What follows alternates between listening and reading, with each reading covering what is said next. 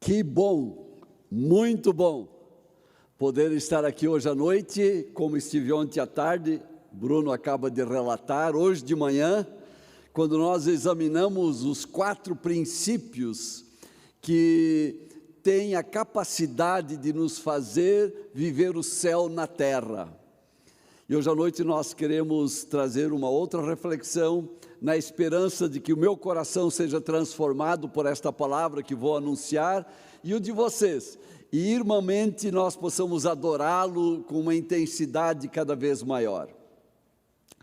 Que bom, que bom. Eu vejo que algumas pessoas que estavam aqui hoje de manhã estão novamente aqui hoje à noite, não vou pedir para ficarem em pé, e muita gente nova. Eu tenho o privilégio de hoje à noite ter aqui 4 pessoas da minha família. Eu tenho 2 irmãs, e as 2 estão aqui, uma sobrinha amada também, como as minhas irmãs são por mim, e a filha da minha sobrinha também hoje à noite aqui, que foi com as crianças, a Isabel. E é bom ver vocês. Quero compartilhar algumas coisas muito simples, até porque eu não sei outro jeito de fazer a apresentação do Evangelho, a não ser pela simplicidade que é característico dele. E quero começar falando de um homem, um filósofo, que viveu mais ou menos lá pelo ano 400 antes de Cristo. Um cara chamado Sócrates. E parece meio longo o que eu vou contar dele, mas depois nós vamos conseguir trazer e dar a costura final disso. O Sócrates se notabilizou por 2 coisas. A menos importante das 2 é que ele era casado com uma mulher chamada Xantipa. Todo mundo sabia que o Sócrates e a Xantipa viviam em pé de guerra 365 dias por ano. Talvez por isso que ele se transformou num filósofo.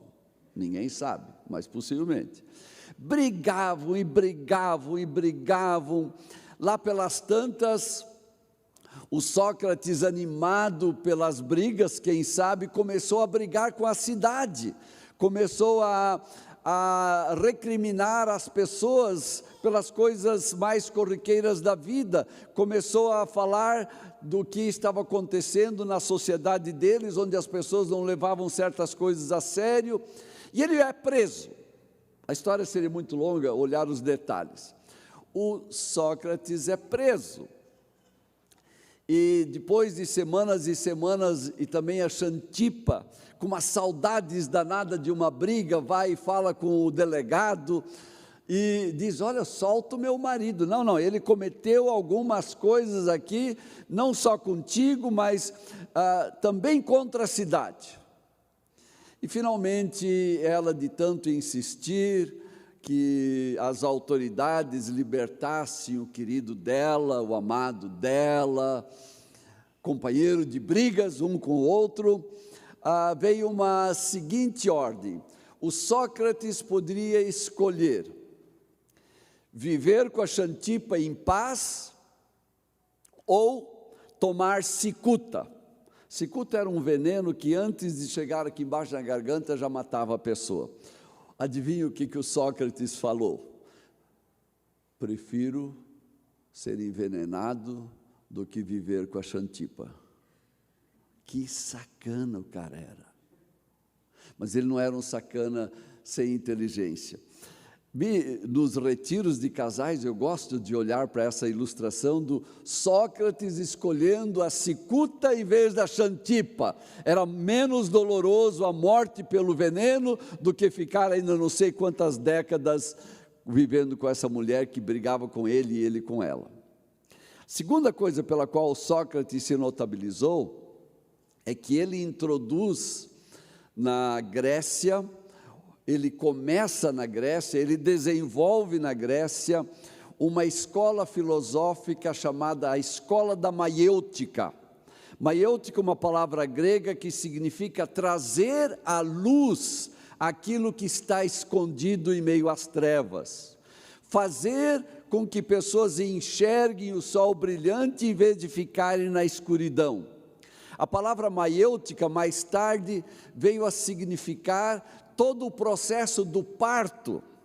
Quando o nenê que estava na escuridão, pelo processo da maiêutica, pelo processo do parto, vinha à luz e enxergava a vida como ela deveria ser enxergada, e que era a razão do processo dos 9 meses da gravidez. O Sócrates começa essa escola da maiêutica dizendo que o único jeito de nós experimentarmos a luz, o único jeito de nós sairmos das trevas, e eu não vou entrar aqui no mérito se ele estava falando das trevas do ponto de vista cristão ou não, isso é outra história. Ele diz que nós precisamos aprender a fazer perguntas. Se nós queremos que a vida saia, extravase, se nós queremos ganhar um pingo de sabedoria, nós precisamos fazer perguntas. E que fazer perguntas era a maior arte das artes no tempo de Sócrates, lá por 400 anos de Cristo. Ele dizia que uma boa pergunta valia muito mais do que 10 respostas. Fazer perguntas. E muitos de vocês conhecem o Evangelho. Muitos de vocês já perceberam que muito daquilo que Jesus fez e ensinou foi em forma de perguntas, quase que encurralando muitas vezes os seus ouvintes, aqueles com quem ele andava. Examine uma vez e vejam a quantidade enorme de momentos em que Jesus faz perguntas, porque ele sabe que perguntas são mais importantes do que as respostas. Normalmente as respostas são superficiais e nós nos contentamos com qualquer resposta, enquanto que a pergunta, para ser uma pergunta, ela tem que ser uma pergunta boa, senão nem merece ser pergunta. E hoje à noite eu quero fazer algumas perguntas para vocês. Na verdade, eu sou honesto, eu faço-as para mim em primeiro lugar. E eu não quero jamais subir num púlpito de uma igreja, sem que antes de eu perguntar alguma coisa para vocês, eu pergunte isto para mim mesmo. E nesse processo de me preparar e dar uma olhada nas Escrituras, nos últimos dias, eu orei dizendo: Deus, não me deixe perguntar nada para ninguém, antes de perguntar para mim, porque senão eu terei a tendência de encurralar os outros, e eu não tenho direito de encurralar ninguém. Então vamos fazer perguntas para nós mesmos, vamos fazer perguntas. E mais uma questão: o que me preocupa, a mim, Douglas, o que me preocupa não é a quantidade de perguntas sem resposta que eu tenho, isso não me preocupa. Tenho um monte de perguntas para as quais eu não tenho respostas. Mas o que me preocupa de verdade são as muitas respostas que eu tenho, e eu não permito que elas alavanquem a minha vida, eu não permito que elas façam algo de diferente na minha vida. Respostas, nós temos muitas. Vivências destas respostas é outra coisa. Então vamos fazer algumas perguntas, Eu quero perguntar a vocês, em primeiro lugar, qual é o tamanho da biografia de vocês? Qual é o tamanho da tua biografia? Não em termos de páginas, não em termos de livros com muitos feitos. Eu estou perguntando a minha biografia em termos de valores, em termos de vida. Qual é o tamanho desta biografia? A quanto ela monta? Eu tenho uma biografia. Às vezes nós nenhuma biografia temos, nós não nos damos o tempo para montarmos a nossa biografia, e com isto nós acabamos comunicando que nós somos pessoas instáveis, vamos com os outros, caminhamos para lá e para cá, de acordo com o vento, de acordo com as coisas que nós chamamos de circunstâncias externas. Nós precisamos saber qual é a nossa biografia. E especialmente hoje à noite, que nós temos muitos jovens, e o Sócrates era um especialista em falar com jovens. A sua grande clientela na escola filosófica era constituída de jovens. Nós temos muitos jovens hoje à noite. Temos alguns jovens com um pouco mais de idade, como eu. Obrigado. Precisamos ajudar os nossos filhos, os nossos jovens, desde a tenra infância, especialmente quando adentram a adolescência, a montarem a sua biografia, montarem a sua história, respondendo: quem sou eu? Hoje de manhã eu disse que nós andamos num tempo de uma miopia espiritual, um tempo em que nós não sabemos quem nós somos. A montagem da nossa biografia vai nos ajudar a entender quem nós somos, e vai nos ajudar a entender quem é Deus. Quem é Deus para nós? Uma ideia? Uma filosofia? Alguém que tem uma lista dos pode e dos não pode, alguém que anda com duas espadas na mão, não só com uma espada, mas a exemplo de um samurai da antiguidade, que anda lutando com duas espadas, caindo em cima do pescoço de pessoas. É esse o nosso Deus, o Deus que nos embreta, o Deus sobre o qual nós dizemos: Ele me ama muito. E aí o outro diz: mas não só te ama, também te convoca para isso e para aquilo. Nós temos uma tendência muito mesquinha em dizer pouco que o nosso Deus nos ama poderosamente, infinitamente. Claro que tem demandas disso, claro que tem consequências desse amor na minha vida. É óbvio que amar a Ele sobre todas as coisas implica em amar o próximo, implica em um monte de outras coisas, mas esta transição de saber o quanto Ele me ama e o quanto Ele me carrega, e ter que logo em seguida pular para o seguinte passo, eu não quero fazê-lo com pressa, até porque eu creio que o Espírito Santo se encarrega disto muito melhor do que eu mesmo. Continuou perguntando: quais foram até aqui os momentos mais valiosos da tua vida, aqueles momentos inesquecíveis? E olhando e descortinando estes momentos inesquecíveis, valeu a pena? Valeu a pena aquilo que eu considero e valorizo tanto? Será que é isso que me deixa vibrando? Aquelas coisas que eu lembro foram importantes, mas o que trouxe de importante para a minha vida? Das tuas vivências, continuo perguntando, quais as mais importantes?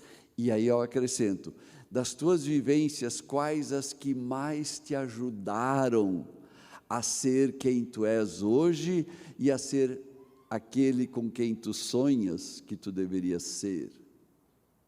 Das tuas vivências, quais são aquelas que tu podes continuar repetindo, e que vale a pena continuar repetindo, não num processo da mesmice, mas no processo do repetitio mater studiorum est, no processo de saber que quanto mais eu pergunto pelos meus valores e pela vida de qualidade, tanto mais eu adentro no caminho dos sábios.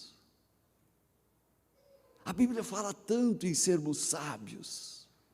Sábio não é quem tem um monte de conhecimentos sobre tudo e sobre todos. O que desejas que os outros lembrem de ti hoje? O que tu desejas que as pessoas com quem tu convives lembrem de ti no amanhã? Também no futuro, o que tu desejas que os teus filhos lembrem de ti no hoje e no amanhã? Eu me lembro de um rapaz E me lembro com dor de um rapaz que ele dizia uma vez, eu estava falando sobre essa questão de perguntar o que tu desejas que teus filhos lembrem, e ele disse: eu não quero lembrar do meu pai. É isso que tu queres? Não queres lembrar dos teus filhos? É isso que tu queres? O que tu queres que teu marido lembre de ti no hoje e no amanhã? A tua esposa lembre de ti no hoje ou no amanhã? Os teus irmãos na fé, o que tu queres que eles lembrem de ti? E eu não falo das exterioridades. O que tu queres que os teus amigos lembrem de ti? Como tu queres ser conhecido na vizinhança? Naquele que mora no andar de cima, no andar de baixo, no andar da direita, da esquerda, na casa do lado, na casa do outro lado. E especialmente, o que tu gostarias que os teus, esposa, esposo, filho, filha, lembrem de ti depois da tua morte? O que tu queres que o teu marido lembre de ti, esposa? Que cada vez que ele se aproximava a ti, que tu dizias: não, eu estou com dor de cabeça?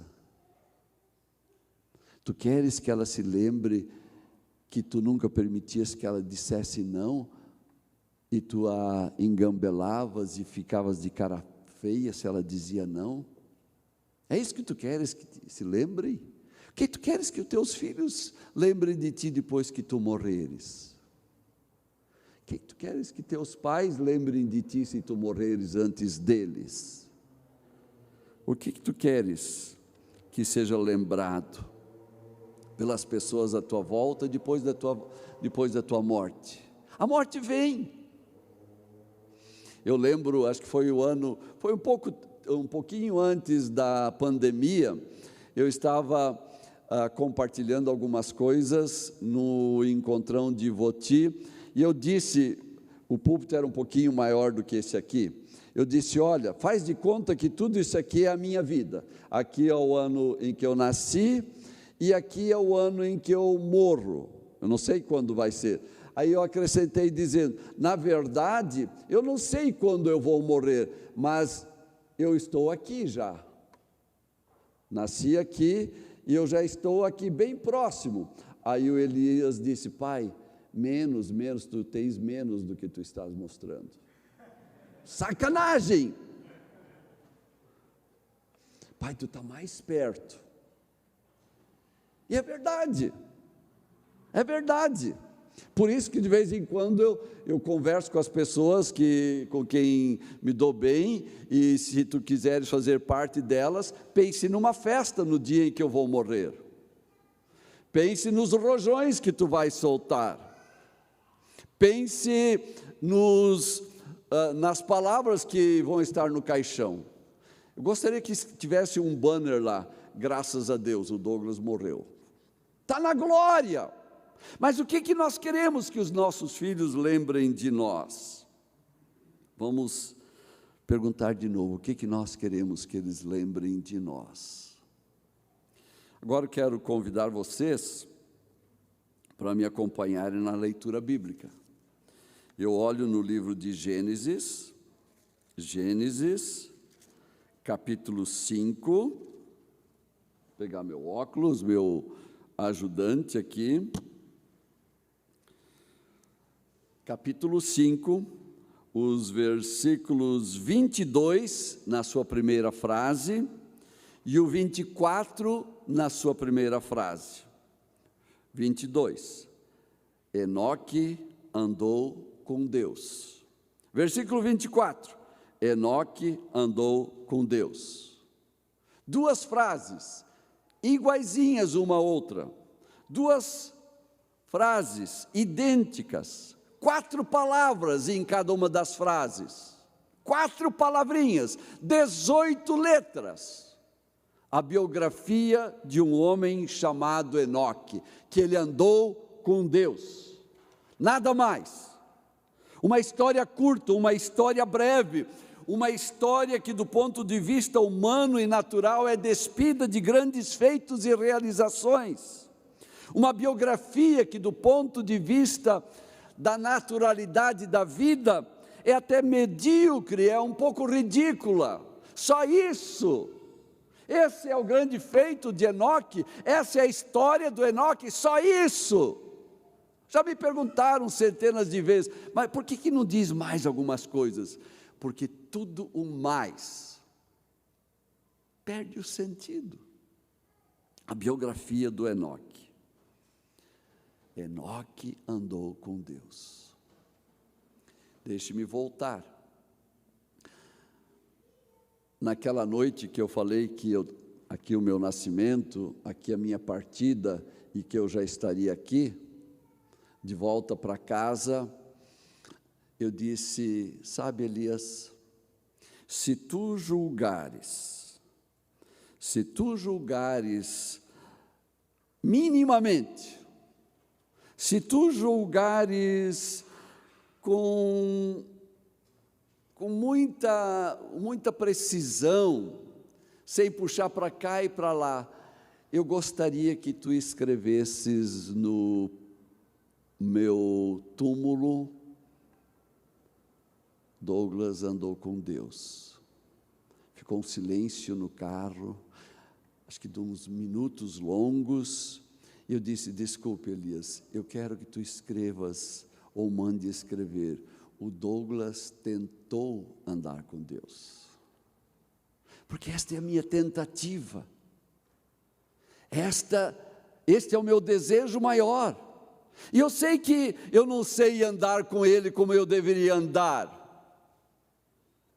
Eu sei que eu muitas vezes ando até longe dEle. Eu sei quem eu sou. Eu posso fingir. Eu posso fazer de conta muitas coisas do púlpito da igreja. Por isso eu disse, Elias, escreve lá. O pai ou o Douglas tentou andar com Deus. Tentou. E não tem nenhuma vaidade nisto, não tem nenhuma arrogância nisto, não tem nenhuma petulância neste meu desejo. Mas de fato essa é a expressão daquilo que eu gostaria que acompanhasse os meus dias finais. Um homem que tenta andar com Deus. Não tem nada de vaidade nisso.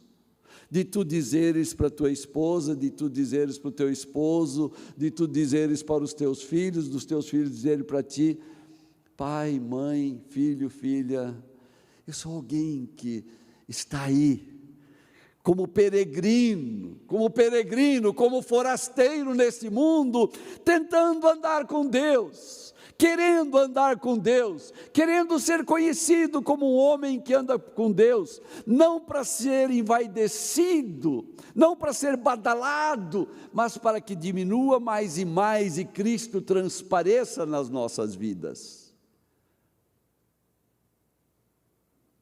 Enoque andou com Deus. É muito interessante que no capítulo 5, aqui de Gênesis, aparece um bocado de outros nomes. Aqui no capítulo 5, muitos nomes fazem parte deste ajuntamento de biografias. E eu quero que vocês ouçam, no versículo 5, vou pescar alguns. Todos os dias de Adão foram 930 anos e morreu. Não vamos entrar aqui se esses 930 anos são como os nossos anos, se são menos, se são mais, se são um símbolo. Não é esse o ponto. O que eu quero dizer, o que eu quero enfatizar, é que aqui é dito que Adão andou 930 anos e Shlus, se fini, morreu. Viveu muito, morreu. Olha no versículo 11. Todos os dias de Enos foram 905 anos e Shlus morreu. Está escrito aqui. Aí vem o versículo 14, todos os dias de Cainã foram 910 anos e morreu. E aí diz no versículo 20, Todos os dias de Jered foram 962 anos, e morreu. Foram meticulosamente calculado quantos anos que ele viveu, e o término, morreu. Olha o versículo 25, onde é que está? Metusalém viveu 187 anos, e gerou a Lameque. E Metusalém teve 969 anos e morreu. Só de Enoque é dito que ele andou com Deus. Dos outros, que com certeza, se vocês examinarem meticulosamente, se nós meticulosamente fizermos algumas perguntas, a partir do texto bíblico e a partir de outros textos bíblicos, fazer perguntas, nós vamos descobrir que muitos destes dos quais se fala que viveram tantos e tantos anos e morreu, a maioria deles foram pessoas famosas. A maioria deles foram homens de sucesso, a maioria deles foram pessoas de grandes obras, a maioria deles foram empreendedores, a maioria deles tiveram vidas respeitáveis, a maioria deles era marcado pela cultura, pela sabedoria, pela erudição. Muitos foram extremamente religiosos, muitos foram queridos e amados, bondosos e amáveis. No entanto, é dito, 922 e morreu. Somente de Enoque é dito que andou com Deus. Somente de Enoque é dito que andou com Deus.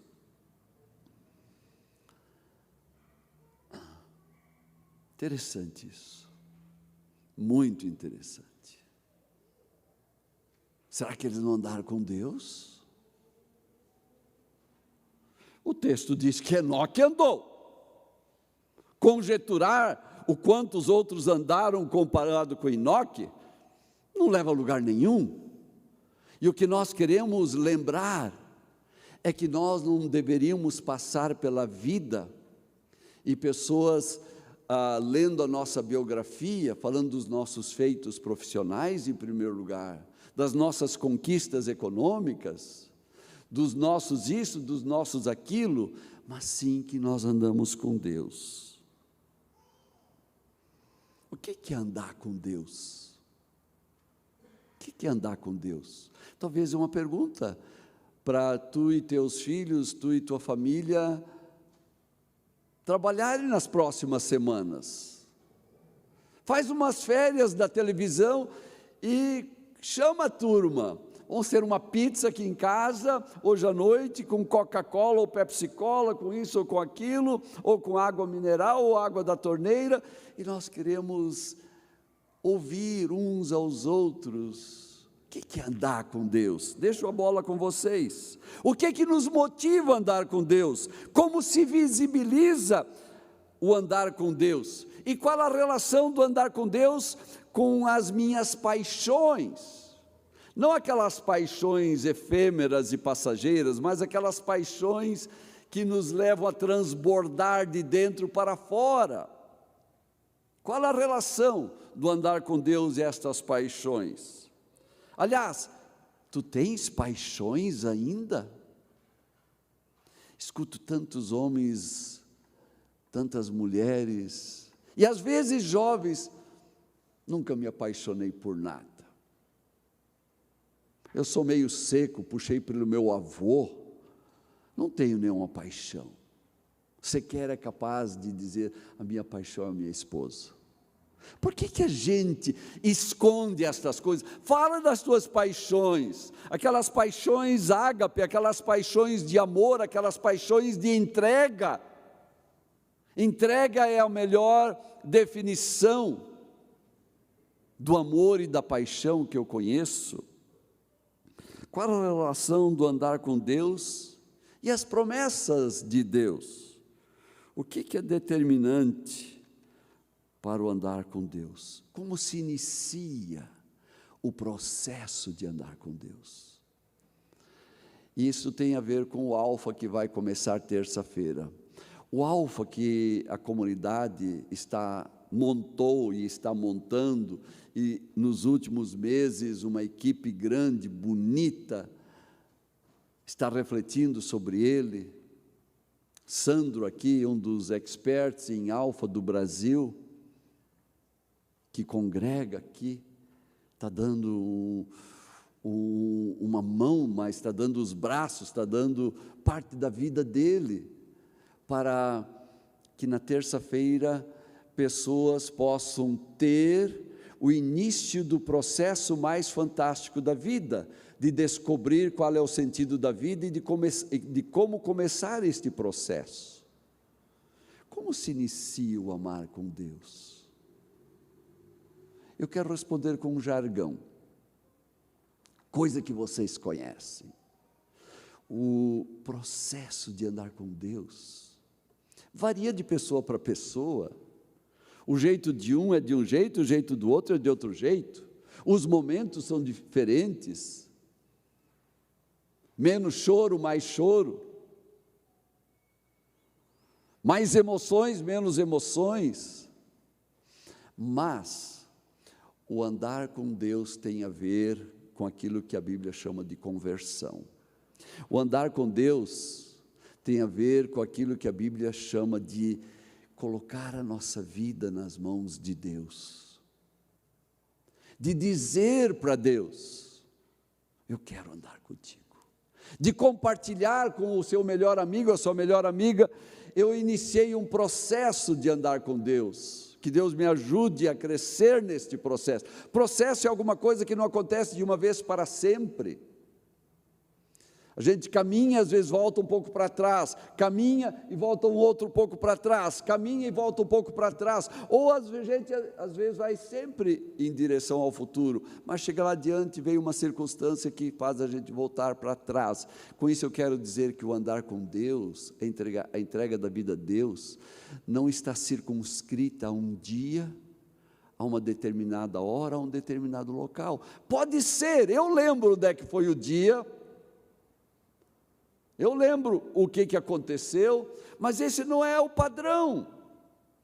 O padrão é que tu, na presença de outros ou não, diga, Jesus, eu estou aprendendo algumas coisas sobre ti que eu nunca sabia. Primeira noite do Alfa aqui, na terça-feira, é quem é Jesus? E eu estou descobrindo quem é este Jesus, que ele não é um homem qualquer, que ele não foi o grande guru do universo, da humanidade, que ele não foi o espírito mais elevado, mas que ele foi sim o próprio Deus que se vestiu de homem para melhor falar com homens e mulheres que tinham dificuldade de entendê-lo como Deus. E na sua humanidade ele se apresenta a nós para que nós reconheçamos a sua divindade. O andar com Deus começa dizendo, Jesus, tu dizes que tu estás batendo no meu coração, e faz tempo que eu ouço, algumas vezes eu ouço com mais intensidade, outras vezes este bater, ele é quase que sem som, mas eu sei que tu nunca cansas de bater no meu coração, dizendo, fulano, fulana, eu quero morar dentro de ti. Na verdade, é Deus que quer andar conosco, mais do que nós queremos andar com Ele. E quando nós descobrimos isto, nós nos despimos, eu vou usar a mesma frase, nós nos despimos da vaidade, dos que se acham os tais, porque tem morando na sua casa, o Criador do universo, o Jesus, Deus, o Deus feito homem. O andar com Deus é o resultado de eu saber que Deus anda comigo. Uma das confissões mais antigas de fé, registrada também em Gênesis, é que Deus é um Deus que caminha com aqueles que lhe pertencem. Então, como é que inicia o andar com Deus? Dizendo, que bom Deus que tu andas comigo, e que eu posso responder que eu também quero andar contigo. Eu quero ser companheiro nesta jornada, que tu inicias e que tu sempre de novo te encarregas de colocar a bússola na direção correta, e que tu, por seres o Deus que tudo sabe, percebes também quando eu sou claudicante no meu caminhar, tu percebes quando eu não tenho forças para caminhar contigo, e tu me agarras e carregas no teu colo. Lembra a parábola da ovelha perdida?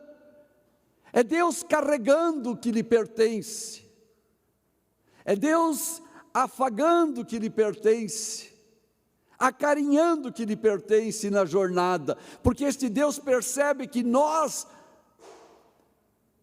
por nós mesmos, não temos as condições para andar feito atleta de Olimpíada, de cabeça erguida e sempre em frente a 1000 por hora.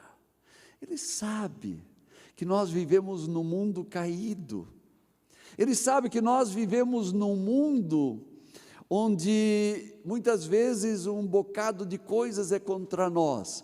Ele olha para nós e diz: está na hora, vem para o colo de novo, vem para a garupa de novo, vem, eu quero te carregar.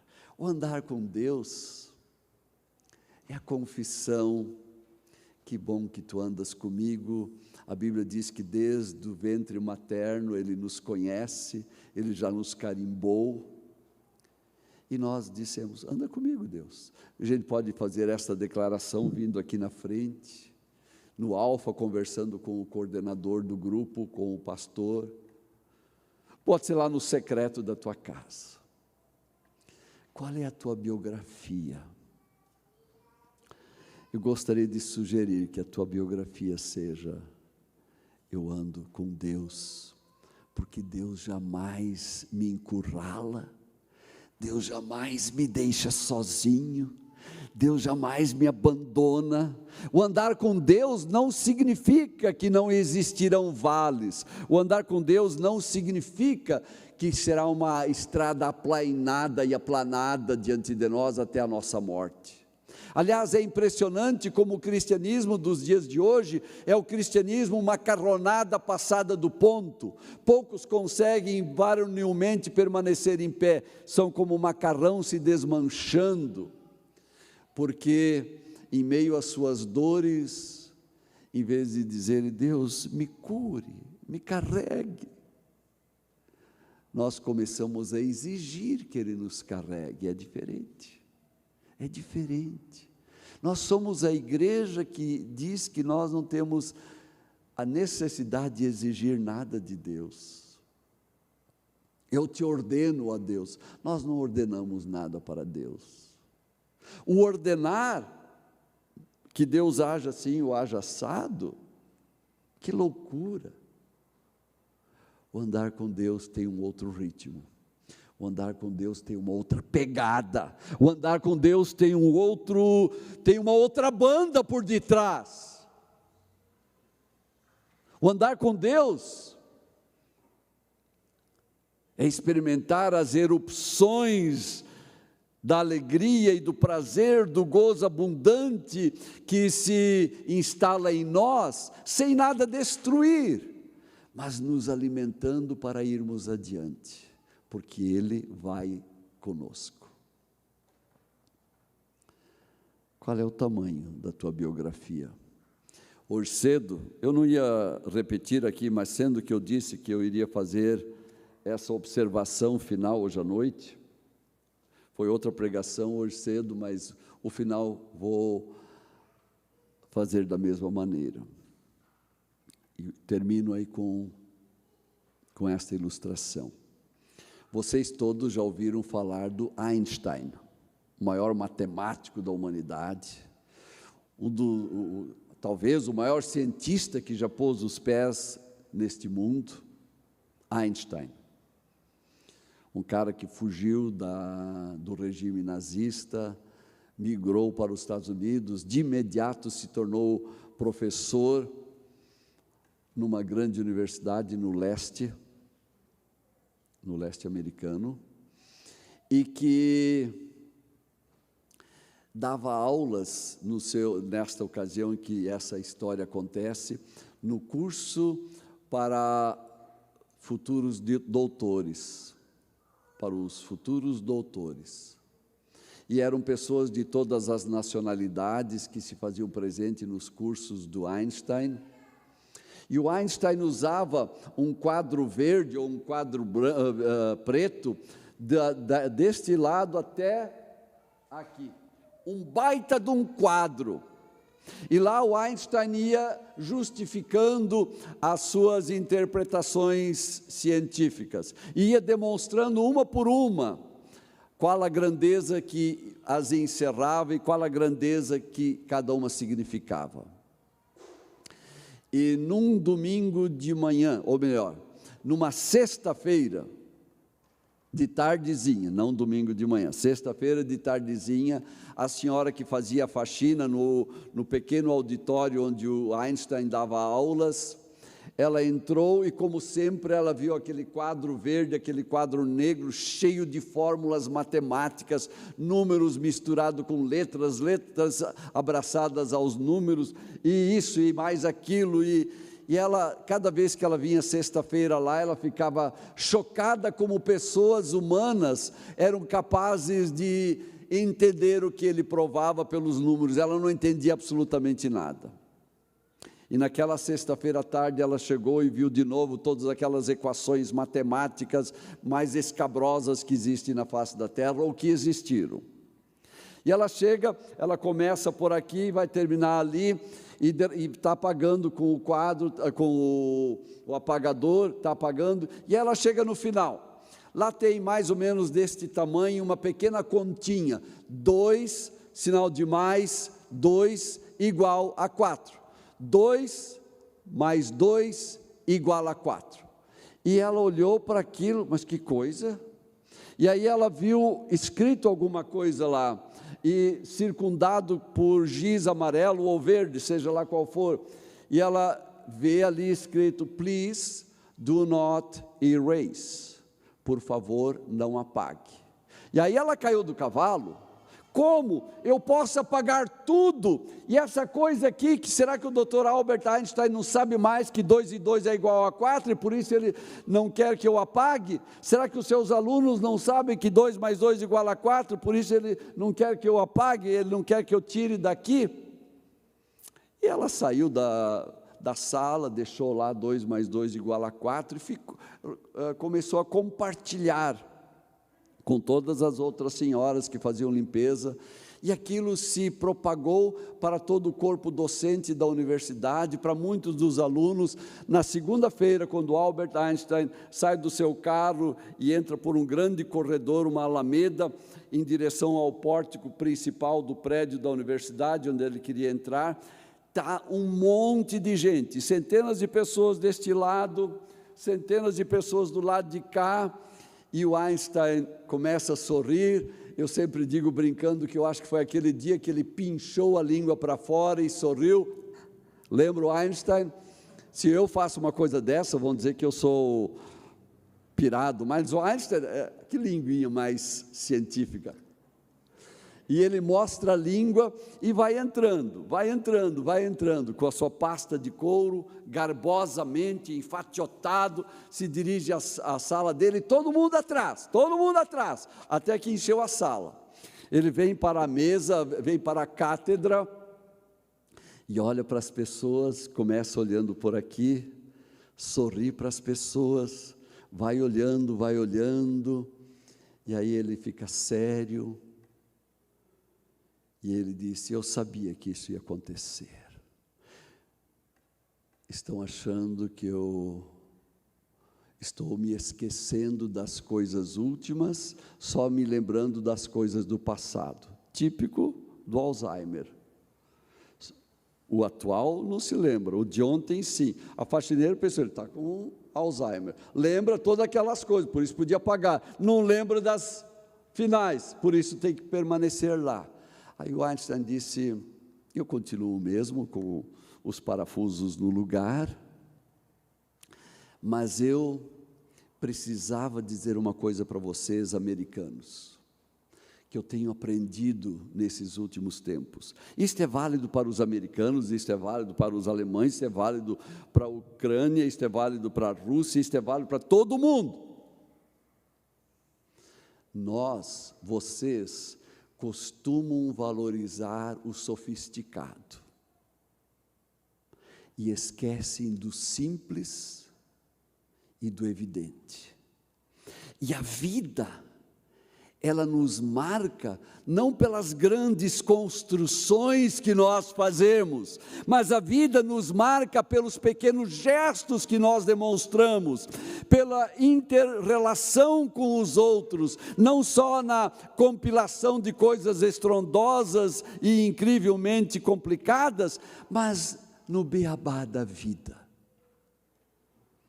A igreja cristã é chamada neste tempo pós-pandêmico.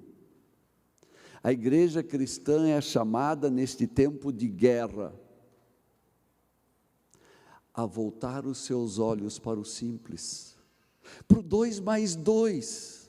Aquilo que nós aprendemos, quem sabe a oma, o opa, o vô, a avó nos ensinaram. Aquilo que um pastor nos ajudou a compreender. Voltar ao simples. Enoque andou com Deus. É este o segredo da nossa sobrevivência. É este o fator mais simples, que no entanto move todas as engrenagens do nosso ser, não o nosso conhecimento intelectual, não a nossa capacidade interpretativa das Escrituras, não os nossos milagres sendo compartilhados e nos colocando em pedestais, não, a nossa caminhada com Deus e de Deus conosco é do 2 e 2 igual a 4, do simples, do elementar. É isto que determina a tua vida e a minha. Tanto faz se tu nasceste aqui, estás aqui, ou nasceste aqui, estás aqui. Enoque andou com Deus. Deus está filmando o teu coração. E Ele espera que tu digas silenciosamente. Mas se quiser fazer audivelmente, Deus, eu quero andar contigo como Enoque andou. Deus, eu quero andar contigo conforme Enoque andou. Não se precisa de mais nada.